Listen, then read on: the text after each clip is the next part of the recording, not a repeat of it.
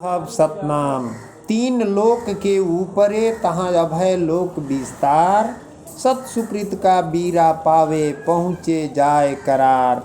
एक सो अनंत भव सो फूटी डार विस्तार। अंतों फिर एक है ताई खोज निजुसार। तीन अंश है ज्योति से ब्रह्मा विष्णु महेश। आदि ब्रह्म वै पुरुष हई ताको सुनहु संदेश। छप लोक वै अजर हई जिंदा कहा बुझाए। धोखा धंधा त्याग के सहर अमरपुर जाए। प्रीति करो सतनाम से तेज सकल भ्रम भाव। मिथ्या जन्म जग जातु है फिर दृग जय सुन दाव। सत पुरुष वै अजर हई मरे जीवे नहीं जाए। कह दरिया ऐनक मिले तो ज्योति ही ज्योत समाय। साहब सतनाम।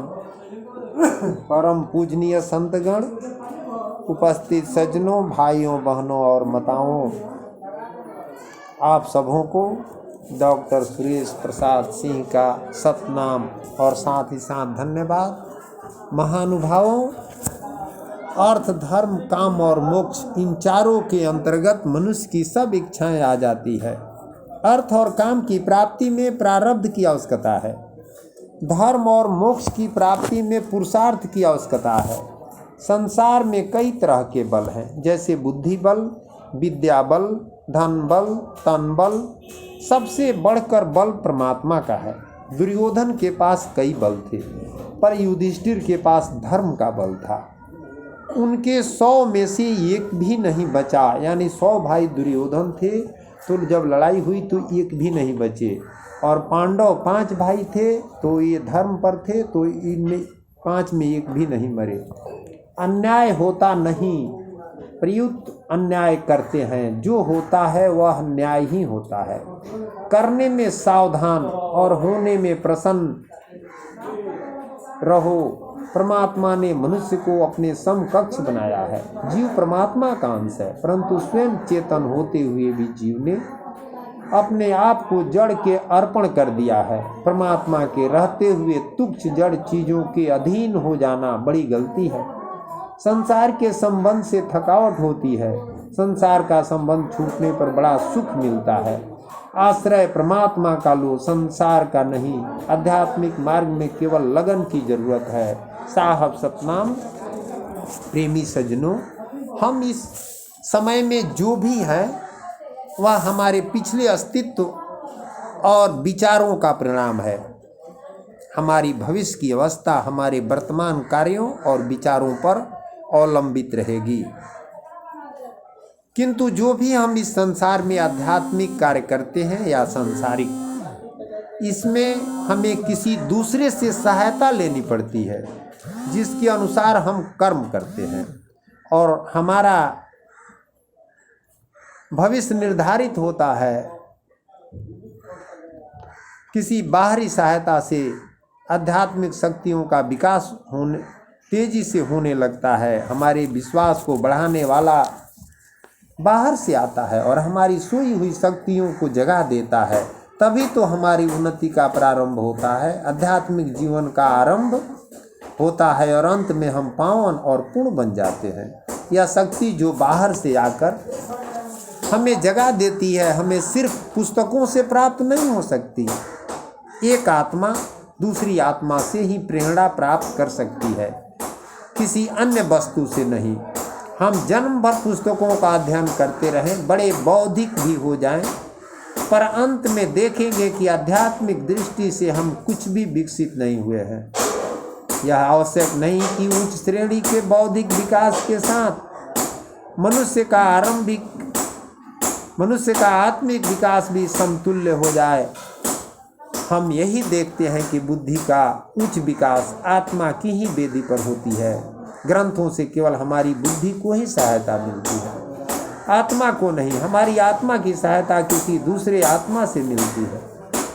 जिस आत्मा से हमें यह शक्ति मिलती है उसे गुरु या आचार्य कहते हैं, और जिस आत्मा को यह शक्ति प्रदान की जाती है वह शिष्य या चेला कहलाता है।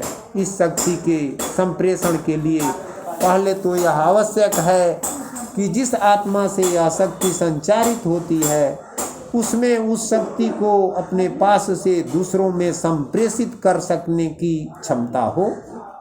और दूसरी आवश्यकता यह है कि जिसको वह शक्ति संप्रेषित की जाए उसमें उसको ग्रहण करने की क्षमता हो। बीज सजीव हो और खेत अच्छी तरह से जुता हुआ हो। जब ये दोनों बातें पूरी हो जाती है तब धर्म की आश्चर्यजनक उन्नति होती है। धर्म का वक्ता अलौकिक हो और श्रोता भी वैसा ही हो। साहब सतनाम। जब दोनों यानी गुरु और चेला योग्य होंगे तभी आत्मिक विकास संभव है, अन्यथा नहीं। ऐसे ही लोग यथार्थ गुरु और यथार्थ शिष्य हैं। अन्य लोग तो मानो धर्मों का केवल खिलवाड़ करते हैं। प्रेमी सज्जनों, जब हम सच्चे दिल से सद्गुरु की खोज करते हैं तो एक दिन सद्गुरु हमें मिल जाते हैं। धर्म की सच्ची प्यास अगर हमें है तो समय आने पर हमें प्राप्त हो जाता है। प्रकृति का यह एक रहस्यपूर्ण नियम है कि खेत तैयार होते ही बीज मिल जाता है। जब ही आत्मा को धर्म की आवश्यकता होती है तब ही धार्मिक शक्ति देने वाला सद्गुरु मिल जाते हैं। पर मार्ग में बड़े खतरे भी हैं। एक खतरा यह है कि कहीं शिष्य अपने भौतिक आवश्यकताओं को ही यथार्थ धार्मिक पिपासा न समझने लगे। ऐसे हमें स्वयं अपने में भी मिलेगा। हमारे जीवन में ऐसा घटित होता है कि जिस व्यक्ति पर हमारा बहुत प्रेम है वह अचानक मर जाता है। उसकी मृत्यु से हमें धक्का पहुंचता है। क्षण भर के लिए हम सोचते हैं कि यह संसार हाथ से निकलना जा रहा है, हमें संसार से कुछ उच्चतर वस्तुएं चाहिए और अब हम धार्मिक होने जा रहे हैं। पर कुछ दिनों के बाद वह तरंग निकल जाती है और हम जहाँ के तहाँ पड़े रह जाते हैं। हमें अनेक बार इन आवेशों में धर्म की सच्ची पिपासा का भ्रम हो जाता है। पर जब तक इन क्षणिक आवेशों में हमें इस प्रकार का भ्रम होता रहेगा तब तक हमारी आत्मा की वह सतत यथार्थ पिपासा जागृत नहीं होगी और हमें शक्तिदाता गुरु प्राप्त न हो सकेंगे। हमारा प्रथम कर्तव्य है कि हम आत्मनिरीक्षण करें और अपने अंदर पता लगाएं कि हमें सत्य ज्ञान चाहिए या सांसारिक वस्तुएं, क्योंकि हर मनुष्य को ध्यान सांसारिक वस्तुएं पर है, इसलिए कि सांसारिक वस्तुएं से ही हमारा जीवन निर्वाह होता है। क्या हमारे अंदर सत्य धर्म की भी प्यास है जो सदा के लिए हमारा दुख दूर कर दे? अक्सर हम देखते हैं कि धर्म संप्रदायों की बात तो करते हैं लेकिन हमारा ध्यान जड़ वस्तु पर है, असत्य पर है, चेतन आत्मा और परमात्मा पर नहीं। हमें क्षण भंगुर वस्तुओं से ही अधिक प्रेम है जो क्षण भर हमारे साथ रहता है, यानी ये शरीर, यह संसार, यह परिवार, यह राजकाज क्षण भर के लिए है और इसी के लिए हम पूरा जीवन लगा देते हैं, सत्य आत्मा के लिए नहीं। जब तक हम सत्य आत्मा से प्रेम नहीं करेंगे तब तक हमें सत्पुरुष नहीं मिल सकते। इसलिए हम संसार में कर्म करते हुए ध्यान सत्य पर रखें। गोस्वामी तुलसीदास जी कहते हैं कि कर से कर्म करो विधि नाना, लेकिन ध्यान रखो जहाँ कृपा निधाना। सद्गुरु संसार में सिर्फ एक ही होते हैं जो सत्य को लखाते हैं। दरिया साहब कहते हैं कि घर घर सतगुरु ना कहीं, ज्ञान कथे विस्तार, सुकृत के सतगुरु कहीं जो खे उतारे पार। लेकिन संसार की ऐसी दशा है, बहुतेरे तो ऐसे हैं जो स्वयं अज्ञान में डूबे हुए हैं, जिन्हें सत्य और असत्य का कोई ज्ञान नहीं, वे सतगुरु बनते हैं। संसार में ऐसे गुरुओं की भरमार है, साहब सतनाम। हर कोई गुरु होना चाहता है, हर भिखारी लक्ष्य मुद्रा का दान करना चाहता है। जैसे भिखारी हंसी के पात्र हैं वैसे ये गुरु भी, यानी जैसे हमें ज्ञान नहीं है और दूसरे का उपदेश देते हैं। सतगुरु दरिया साहब कहते हैं कि अपने अंधा मगु न सूझे, आना ही अंगुरी लावे।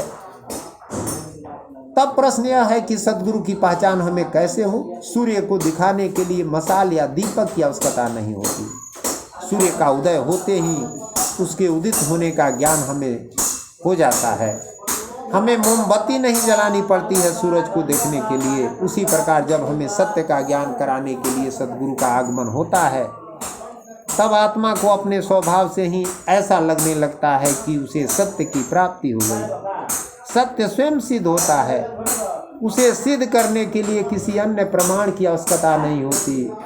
वह हमारी प्रकृति की अंतरतम गुहाओं तक को भेद देती है और समस्त विश्व उठ खड़ा होता है और कहता है यही सत्य है। महान सद्गुरु ऐसे ही होते हैं। प्रेमी सज्जनों, शिष्य में भी कुछ लक्षणों का रहना आवश्यक है जो सद्गुरु का पहचान कर सके। शिष्य में कौन सा लक्षण चाहिए? सबसे पहले पवित्रता, यथार्थ ज्ञान पिपासा और धैर्य। ये लक्षण शिष्य में अवश्य हो। अपवित्र आत्मा कभी धार्मिक नहीं हो सकती। सबसे बड़ी आवश्यकता इसी पवित्रता की है। दूसरी आवश्यकता इस बात की है कि शिष्य को ज्ञान प्राप्ति की यथार्थ पिपासा हो। प्रश्न यह है कि ज्ञान चाहता कौन है? हम जो चाहते हैं वही मिलता है। यह पुराना नियम है, जो चाहता है वह पाता है।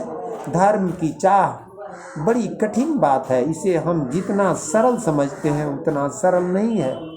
धर्म तो एक सतत संघर्ष है। स्वयं अपनी प्रकृति का दमन करते रहना। जब तक उस पर विजय प्राप्त न हो जाए तब तक निरंतर लड़ते रहने का नाम धर्म है।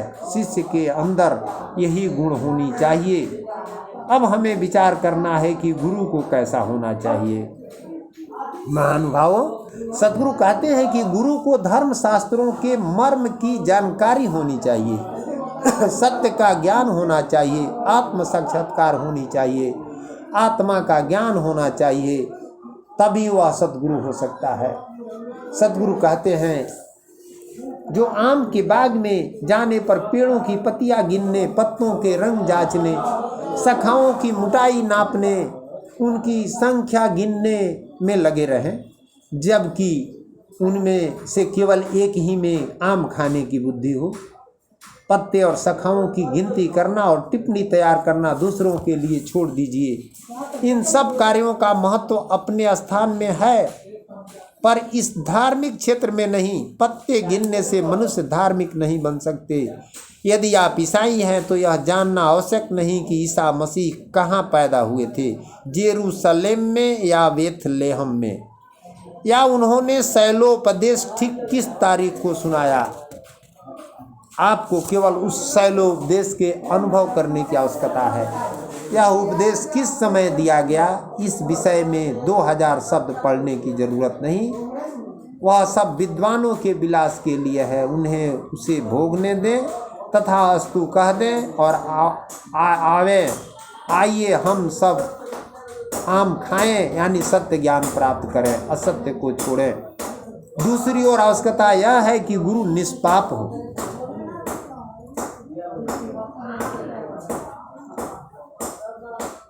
स्वामी विवेकानंद जी कहते हैं, जब इंग्लैंड गए थे, वहाँ सत्संग प्रवचन कर रहे थे, तो इंग्लैंड में उनसे एक मित्र पूछने लगे, गुरु के चरित्र को हम क्यों देखें? हमें तो उनके आदेशों को ही विचार करके ग्रहण कर लेनी चाहिए। स्वामी जी बोले, नहीं, ऐसा ठीक नहीं। यदि कोई मनुष्य मुझे गति शास्त्र, रसायन शास्त्र या कोई अन्य भौतिक विज्ञान सिखाना चाहता है, तब तो उस शिक्षक का आचरण चाहे जैसा भी हो, वह मुझे इन विषयों की शिक्षा दे सकता है, क्योंकि इन विषयों के सिखाने के लिए केवल बौद्धिक ज्ञान की ही आवश्यकता है। केवल बुद्धि बल के द्वारा ही इन विषयों की शिक्षा दी जा सकती है, क्योंकि इन विषयों में आत्मा की जरा भी उन्नति हुए बिना मनुष्य में बुद्धि की विराट शक्ति का उत्पन्न होना संभव है। पर आध्यात्मिक विज्ञानों के संबंध में तो आदि से अंत तक अपवित्र आत्मा में धर्म की ज्योति का होना असंभव है। अपवित्र आत्मा सिखाएगी ही क्या? वह तो कुछ जानती ही नहीं। पवित्रता ही आध्यात्मिक सत्य है। पवित्र हृदय वाले धन्य हैं, क्योंकि वे ही परमात्मा का दर्शन करेंगे। इस एक वाक्य में सब धर्मों का निचोड़ है। यदि हम सब इतना ही जान लिया और अपने हृदय को पवित्र कर लिया तो सब कुछ जान लिया। क्योंकि सतगुरु कहते हैं कि यंत्र न मंत्र न जोग न जाप है, पाप हरे मल जाति आते। आत्मा के पवित्र हुए बिना परमात्मा का दर्शन, इस जगत के परे चौथे लोक की झांकी कभी नहीं मिल सकती। इसलिए आध्यात्मिकता का उपदेश करने वाले गुरु में पवित्रता का होना अनिवार्य है।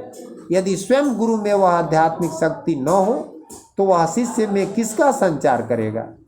जैसे यदि गर्मी पहुंचाने वाला पदार्थ स्वयं गर्म हो तभी वह गर्मी के स्पंदन संप्रेषित कर सकेगा, अन्यथा नहीं। ठीक यही बात गुरु के संबंध में भी सत्य है। जिन्हें वह शिष्य में संचारित करता है, कोई यथार्थ तथा प्रत्यक्ष शक्ति गुरु से निकल कर जाती है और शिष्य के हृदय में पल्वित होने लगती है। इसी कारण गुरु का सच्चा होना एक अनिवार्य आवश्यकता है। तीसरी बात है उद्देश्य। हमें देखना है कि गुरु नाम जस या पैसे के लिए तो नहीं उपदेश दे रहे हैं, क्योंकि केवल प्रेम के ही माध्यम द्वारा गुरु में आध्यात्मिक शक्तियों का संचार हो सकता है। क्योंकि केवल प्रेम के ही माध्यम द्वारा गुरु से शिष्य में आध्यात्मिक शक्तियों का संचार हो सकता है, अन्य किसी माध्यम द्वारा इन शक्तियों का संचार नहीं हो सकता। जिसने परमात्मा का साक्षात्कार कर लिया वही गुरु हो सकता है। जब आपकी गुरु में ये आवश्यक बातें मिल जाए तो आप निरापद हों, आपको कोई डर नहीं। सतगुरु दरिया साहब कहते हैं कि जो कोई आत्म पहुँचे आई, भाव से भोजन दिया कराई। यानी जो कोई आपके यहाँ आए प्रेम से भोजन करा दे, क्योंकि आत्म पूजा नहीं देव दूजा, यानी आत्मा से बढ़कर दूसरा कोई देवता नहीं है। लेकिन फिर सतगुरु कहते हैं कि पारख करके सेवा ठानी, असांच शब्द मुक्ति जो जानी। माने उसी का सेवा कीजिए, उसी से शिष्य बनिए, उसी के शरण में जाइए। जो सत्य शब्द को जानता है उसके अंदर रहेगा तभी ना आपको लखाएगा। जिसके भीतर सत्य का ज्ञान नहीं है वह सत्य का अणु मात्र भी उपदेश नहीं कर सकता। इसलिए सतगुरु वह है जो सत्य को लखावे। सतगुरु दरिया साहब कहते हैं, सतगुरु सो जो सत लखावे, अहंस बोधि सतलोक पठावे। साहब सतनाम महानुभावों, तर्क सिद्धांत आप्त वाक्य धर्म शास्त्र आज्ञा धार्मिक अनुष्ठान ये सब धर्म के सहायक होते हैं, पर असली धर्म तो साक्षात्कार ही है। हम सब कहा करते हैं कि परमात्मा है, क्या किसी ने परमात्मा को देखा है? यही प्रश्न है। सतगुरु दरिया साहब को छोड़कर किसी ने परमात्मा को देखने का स्पष्ट बात नहीं कहा। सबों ने कहा कि परमात्मा निरंकार है जिसका कोई आकार नहीं। जब आकार ही नहीं तब देखने का प्रश्न कैसे? परंतु हमारे आचार्य सतगुरु दरिया साहब ने कहा, सत कहो लिखी कागज कोरे, सो साहब आए गृह मोरे। जिंदा रूप मोहि दर्शन दीना, पूर्वभुजा दसन है आँखी। सत बचन लिखाया साखी, रूप रेख उदित उजियारा। वह करता है असल करारा। हम सबों को इस बात का ध्यान रखना चाहिए कि धर्म इन बातों में है, न सिद्धांतों में है और न पुस्तकों में। वह है प्रत्यक्ष अनुभव में।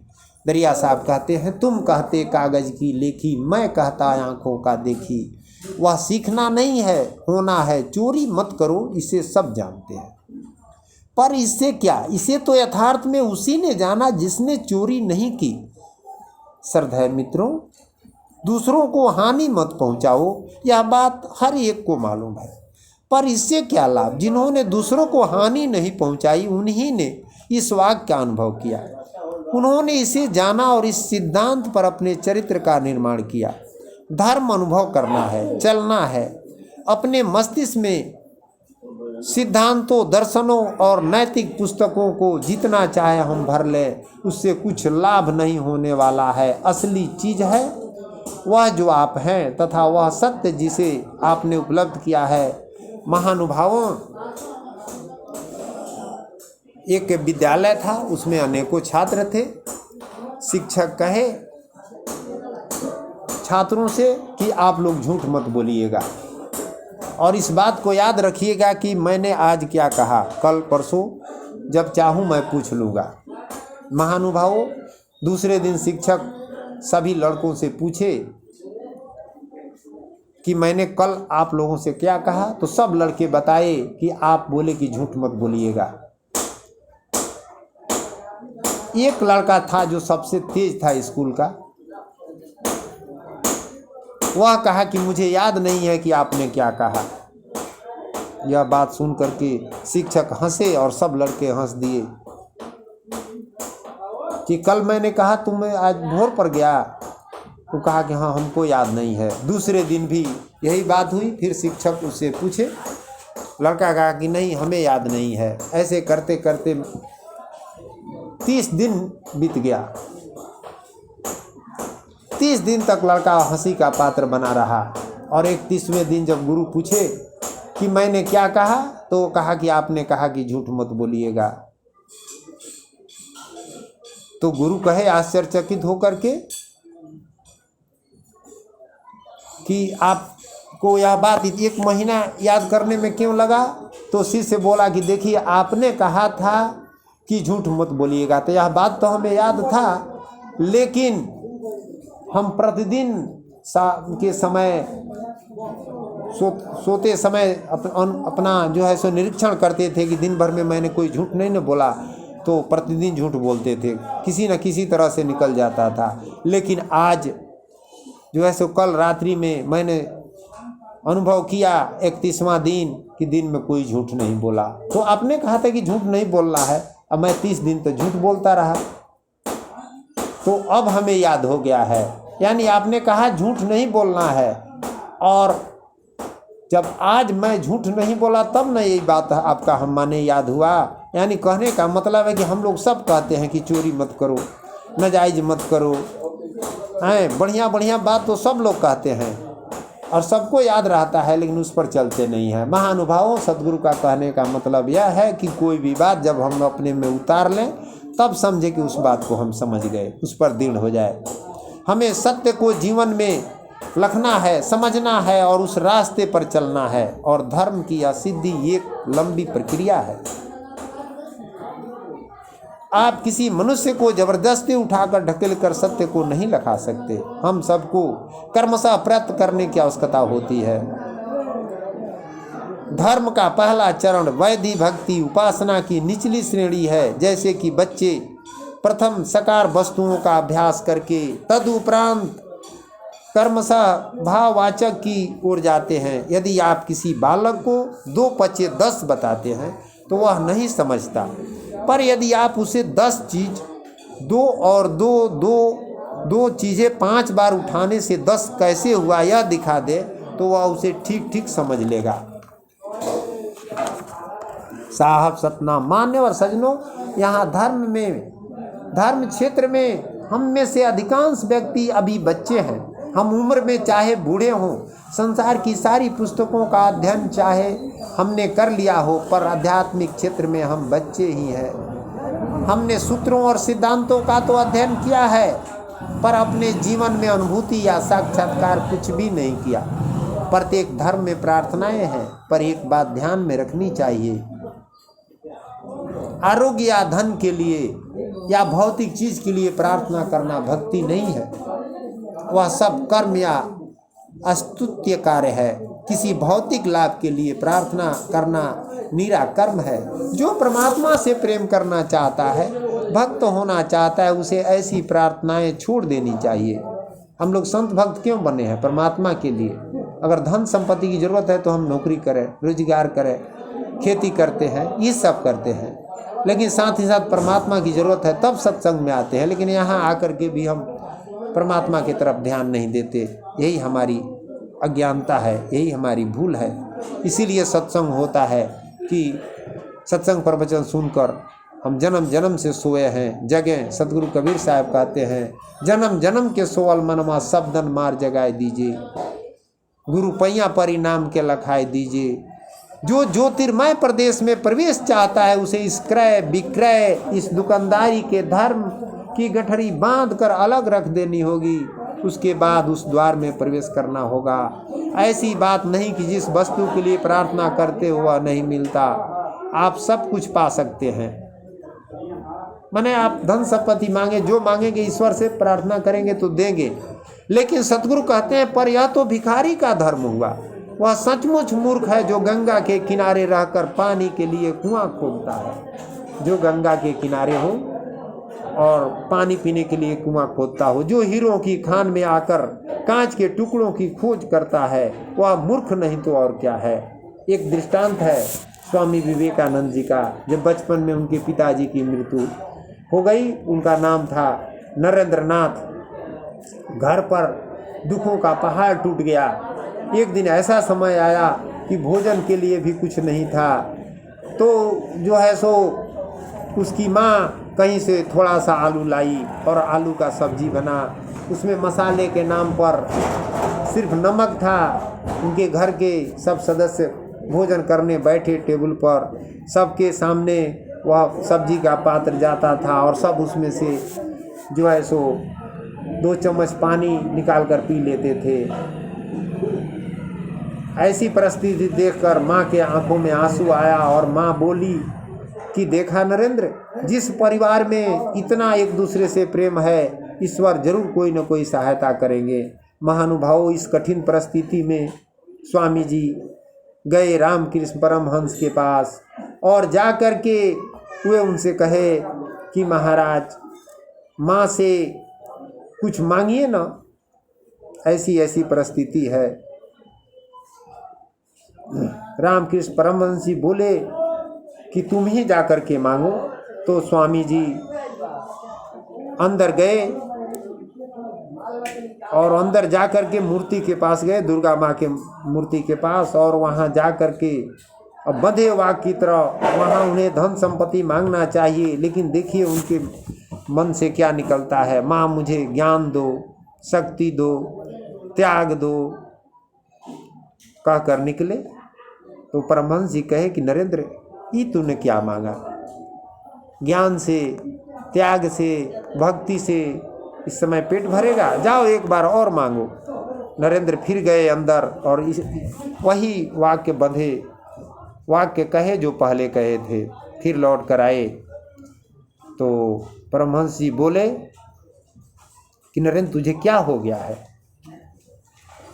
क्यों भौतिक चीज मांग रहा है? हाँ, क्यों नहीं तू भौतिक चीज मांग रहा है? ये धर्म ज्ञान की बात कर रहा है। तो नरेंद्र बोले कि महाराज, कल वृक्ष से अमृत न मांग करके दाल रोटी मांगू? तब रामकृष्ण परमहंस समझे कि हाँ, ये इसके अंदर सत्य की प्यासा है, सत्य का ग्रहण करने की जो है सो लालसा है। यानी इतनी विकट परिस्थिति में भी वे भौतिक चीज़ नहीं मांगे। और हम लोगों के पास सब कुछ भरा है, फिर भी संसार की वस्तुओं की तरफ ध्यान दे रहे हैं, तो कैसे परमात्मा मिलेंगे? वही सतगुरु कह रहे हैं, तो भिखारी का धर्म है। यह शरीर कभी न कभी मरेगा ही, तब इसकी आरोग्यता के लिए बार बार प्रार्थना करने से क्या लाभ? आरोग्य और धन में रखना ही क्या है? धनी से धनी मनुष्य भी अपने धन के थोड़े से अंश का उपयोग कर सकता है। हम संसार की सभी चीज़ें प्राप्त नहीं कर सकते। जब हम उन्हें प्राप्त नहीं कर सकते तो क्या हमें उनकी चिंता में डूबे रहना चाहिए? जब शरीर ही नष्ट हो जाएगा तब इन वस्तुओं की चिंता कैसी? यदि अच्छी चीज़ें आएँ तो उनका स्वागत है, और यदि वे जाती हैं तो भी स्वागत है, जाने दो। जब वे आती हैं तो भी धन्य है, और जब जाती है तो भी धन्य है। सतगुरु कहते हैं, हम तो राजाधिराज के समक्ष पहुंचने का प्रयत्न कर रहे हैं। हम वहाँ भिखारी के भेष में नहीं पहुंच सकते। यदि हम भिखारी के भेष में परमात्मा के दरबार में प्रवेश करना चाहें तो क्या हमें प्रवेश पा सकना चाहिए? कदापि नहीं, हमें भगा दिया जाना चाहिए। वह परमात्मा सम्राटों का सम्राट है और हम उसके समक्ष भिखारियों के चित्रों में प्रवेश नहीं कर सकते। हम उनके राजकुमार हैं। वहाँ दुकानदारों को प्रवेश करने की आज्ञा कभी नहीं मिलती। वहाँ क्रय विक्रय की भी गुंजाइश नहीं है। तुच्छ वस्तुओं के लिए कभी प्रार्थना न करो। महानुभावों, सद्गुरु कहते हैं कि भौतिक वस्तुओं के लिए, तुच्छ वस्तु के लिए कभी ईश्वर से मत मांगो। यदि तुम केवल शारीरिक आराम की आकांक्षा करते हो तो पशु और मनुष्य में अंतर ही क्या है? अपने को पशुओं से थोड़ा ऊंचा तो समझो। यह स्पष्ट है कि भक्त बनने में पहला काम है सभी विषयों के प्रति समस्त कामनाओं का त्याग। किंतु प्रश्न यह है कि इस सब कामनाओं का त्याग कैसे किया जाए। मनुष्य दुखी क्यों है? इसलिए कि वह दास है, नियमों से जकड़ा, प्रकृति की कठपुतली और खिलौनों की भांति इधर से उधर लुढ़का दिया जाने वाला। जिस शरीर को कोई भी वस्तु चूड़ कर दे सकती है, उसी शरीर की चिंता हम निरंतर करते रहते हैं और इसी कारण हम निरंतर भय की स्थिति में अपना जीवन व्यतीत करते हैं। सतगुरु कहते हैं कि मृग को भयभीत होते रहने के कारण प्रतिदिन 60-70 मील की दौड़ लगानी पड़ती है, परंतु हमें यह जान लेना चाहिए कि हम मानव मृग से भी बीती स्थिति में है। मृग को तो कुछ आराम भी मिलता है, पर हमें आराम कहाँ। यदि मृग को पर्याप्त घास मिल जाए तो वह संतुष्ट हो जाता है, पर हम तो अपनी आवश्यकताएं सदा बढ़ाते रहते हैं। हमें किसी भी वस्तु से पूर्ण संतोष नहीं होता। हम सदा विकृत चीज़ों के पीछे, अस्वाभाविक उत्तेजनाओं के पीछे दौड़ा करते हैं। हमें खान पान, वातावरण और जीवन भी अस्वाभाविक चाहिए। और जहाँ तक भय का प्रश्न है, हमारा सारा जीवन भय की पोटली मात्र है। मृग को तो केवल बाघ भेड़ियों से भय रहता है, पर मनुष्य को सारी सृष्टि से डर बना रहता है। अब प्रश्न यह है कि इससे हम अपने को मुक्त कैसे कर सकते हैं। हम जितना ही अधिक प्रयत्न करते हैं उतना ही अधिक उलझते जाते हैं। न जाने कितने वर्ष अपने को सुखी बनाने की योजनाओं में व्यस्त रहेंगे, पर हर वर्ष यही देखते हैं कि अवस्था उत्तरोत्तर बुरी होती जाती है। अगर मनुष्य का ज्ञान अंकगणितीय क्रम से बढ़ता है तो आवश्यकताएं ज्यामितीय क्रम से। यदि मनुष्य भिखारी है तो उसे धन चाहिए, यदि धन मिला तो उसे अन्य चीज़ें चाहिए, समाज चाहिए और उसके बाद भी कुछ और चाहिए। आराम या शांति कभी मिलती नहीं। तब तक मानव शरीर का अंत हो जाता है। अगर गरीब आदमी धनी हो जाता है तो उसकी वासना तृप्त नहीं होती। धन तो अग्नि में घृत छोड़ने के समान उसकी प्रदीप्त ज्वालाओं की वृद्धि ही करता है, पर धर्म और प्रेम के द्वार में प्रवेश करने का अधिकार इन सांसारिक संपदाओं या जड़ पदार्थों के द्वारा कभी नहीं मिल सकता। इसलिए हम निष्काम भाव से कर्म करते हुए, आसक्ति का त्याग करते हुए धर्म के द्वार में प्रवेश करें, सत्य को प्राप्त करें, आत्मज्ञान, आत्मदर्शन करें, उसके बाद परमात्मा का दर्शन होगा। सतगुरु कहते हैं जाके देखे तो वाके पावे, बिना केवट के नाम चलावे। सतगुरु दरिया साहब कहते हैं अपना ध्यान तू आप करता नहीं, आपने आप में आप जानी। यानी आत्मा को आत्मा में आत्मा से देखना है। महानुभावों, मैं डॉक्टर सुरेश प्रसाद सिंह, घर टणवा खेम, जिला गोपालगंज, बिहार राज्य का रहने वाला हूँ और अपने वाणी को विराम दे रहा हूँ।